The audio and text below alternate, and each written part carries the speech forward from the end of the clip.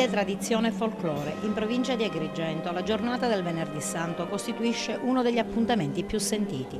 Una giornata intensa che praticamente è iniziata all'imbrunire di ieri, Giovedì Santo, con il cosiddetto girare i chiesi per visitare i sepolcri.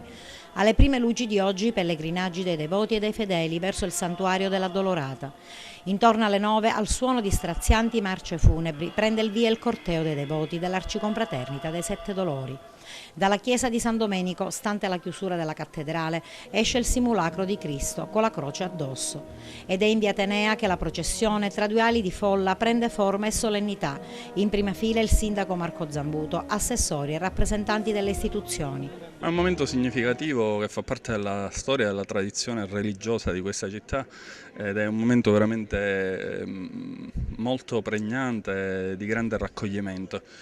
Io colgo l'occasione per fare gli auguri più sentiti a tutta la mia città, a tutti i miei concittadini, affinché il Cristo in croce ci dia la forza per riuscire a sopportare ognuno di noi le croci che abbiamo ogni giorno, le difficoltà quotidiane. Da circa mezzo secolo continua la tradizione della processione del Venerdì Santo, un momento di grande devozione. E noi siamo qua per fare la processione, per dare al popolo questa manifestazione di fede, per far avvicinare la cittadinanza sempre più alla fede, per andare sempre avanti con il nostro Gesù Cristo, sempre nei nostri cuori.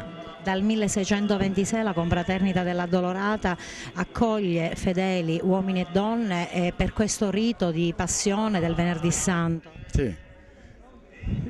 E ogni anno sono sempre più numerosi. È un momento intanto di preghiera, ci medesimiamo nel dolore del Signore e dobbiamo capire comunque il suo sacrificio per noi, deve essere anche un momento di silenzio. Io sono innamorata di Gesù, sono innamorata di Lui, quindi... Ha sempre seguito le processioni? Sì, sì.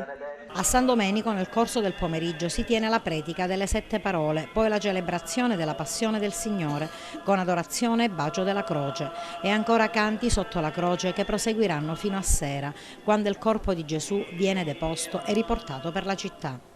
Qualche modifica quest'anno al tradizionale tragitto della processione del Venerdì Santo, che per la prima volta nella storia cambia percorso.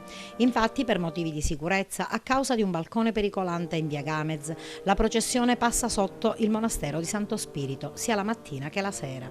E quest'anno il suggestivo e struggente canto "Asi versate lacrime" avverrà davanti al monastero di Santo Spirito, anche per salutare una consorella della Confraternita del Santissimo Crocifisso, diventata monaca qualche anno fa. Intorno a mezzanotte si arriva nella chiesa di San Domenico, dove dal sagrato della chiesa l'arcivescovo Monsignor Francesco Montenegro tiene il tradizionale pontificale, un vero e proprio messaggio ai fedeli e a tutta la città.